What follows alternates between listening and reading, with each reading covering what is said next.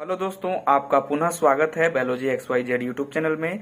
आज हम लोग जानेंगे ओवरटन मॉडल के बारे में, जो प्लाज्मा मेम्ब्रेन का डिस्कवर हुआ है या जो एक्सपेरिमेंट हुआ है, या हम लोग कह सकते हैं प्लाज्मा मेम्ब्रेन मॉडल के बारे में हम लोग जो है एक एक करके जानेंगे, जिसमें आज की इस वीडियो में हम लोग जो है ओवरटन मॉडल के बारे में जानेंगे। तो देखिए, ओवरटन मॉडल भी प्लाज्मा मेम्ब्रेन का ही एक खोज किया गया हुआ मॉडल है, ठीक है। जिसकी खोज जो है किसने किया था? ओवरटन ने किया था। यह ओवरटन मॉडल भी किसने दिया था? ओवरटन ने दिया था। अब आप लोग बोलेंगे कि इसको किस सन में प्रपोज किया गया था, तो अलग अलग डिफरेंट टाइप के बुक में अलग अलग है, ठीक है, सोर्स में।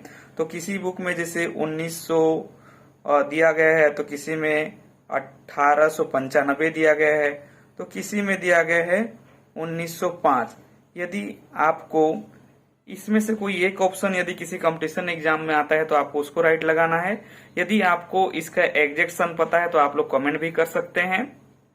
तो देखिए, ओवरटन मॉडल जो है एक्सपेरिमेंट जो रूट हेयर सेल में किया गया था। इस ओवरटन मॉडल को जो प्लाज्मा मेम्ब्रेन के संदर्भ में है, इसको जो रूट हेयर सेल में किया गया था, जिसमें देखिए ये इसको बाद में देखेंगे कंक्लूजन। पहले जो है एक्सपेरिमेंट को हम लोग समझ लेते हैं।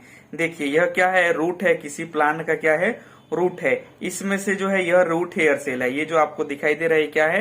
रूट हेयर है।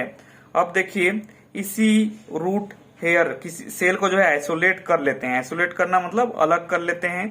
उसके बाद जो है इस रूट हेयर सेल को जो है दो सोल्यूशन में हम लोग डालते हैं और एब्जॉर्ब करते हैं। कौन? हालांकि हम लोग जो है इसको जान रहे हैं, लेकिन एक्सपेरिमेंट किसने किया था? ओवरटन ने। देखो, आपको नाम याद रखना पड़ेगा ओवरटन मॉडल के बारे में, क्योंकि ओवरटन हमारा मामा तो है नहीं जो हमको ऐसे ही याद हो जाएगा, ठीक है, क्योंकि एक साइंटिस्ट है यह। तो देखो, इस रूट हेयर सेल को आइसोलेट कर लिया गया और इसको दो प्रकार के सॉल्यूशन में जो है डाला गया, जिसमें से देखिए ये पहला है वाटर सॉल्यूशन, ठीक है, ये वाटर है, ठीक है, और जो है लिपिड सॉल्यूशन में डाला गया। तो हम लोग देखते हैं कि जो वाटर सॉल्यूशन में जिसको डाला गया इस रूट हेयर सेल को, तो यह जो है नीचे तरफ नहीं जाता है, ठीक है, मतलब इसमें घुलता नहीं है, क्योंकि सेल है तो इसमें क्या होगा? प्लाज्मा मेम्ब्रेन होगा। तो इस प्लाज्मा मेम्ब्रेन में कुछ ऐसे कंपोनेंट थे जिसके कारण यह जल में नहीं घुला।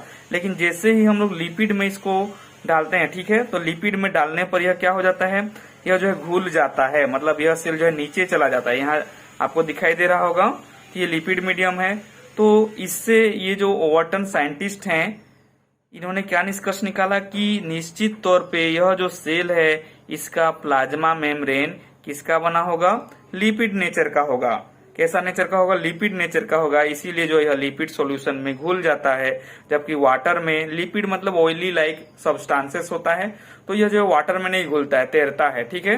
तो फाइनली जो है इस एक्सपेरिमेंट का कंक्लूजन क्या निकला? यहाँ देखिए, plasma membrane is lipid in nature. Plasma membrane जो है लिपिड नेचर का है, जिसके कारण यह वाटर में नहीं घुलती है।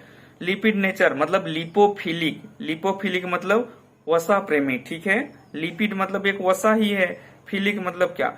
वसा प्रेमी बोल सकते हैं, या लिपोफिलिक। लिपोफिलिक को हम लोग हाइड्रोफोबिक भी बोल सकते हैं, क्योंकि जो लिपोफिलिक होगा वह जो है वाटर से दूर जाएगा, ठीक है।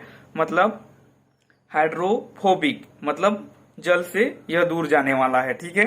तो इस मॉडल से हम लोग का मेन कॉन्सेप्ट क्या है कि इसको रूट हेयर सेल में किया गया था, और इससे यह निष्कर्ष निकलता है कि प्लाज्मा मेम्ब्रेन जो है कैसा नेचर की है? यह लिपिड नेचर की है, ठीक है। तो इसके बाद जो है लगातार हम लोग जो है इस चैनल में एक एक करके सारे जो मॉडल है plasma membrane related, Gorter, Grendel model, surface tension model, unit membrane model, sandwich model, revise model of Davson and Danielli model, fluid mosaic model, सारे मॉडल को जो है हम लोग जानेंगे। तो आज के लिए इतना ही। यदि आप लोग चाहें तो इसको स्क्रीनशॉट कर सकते हैं, या डिस्क्रिप्शन में इसका पेज जो है डाउनलोड भी कर सकते हैं। Okay, best of luck.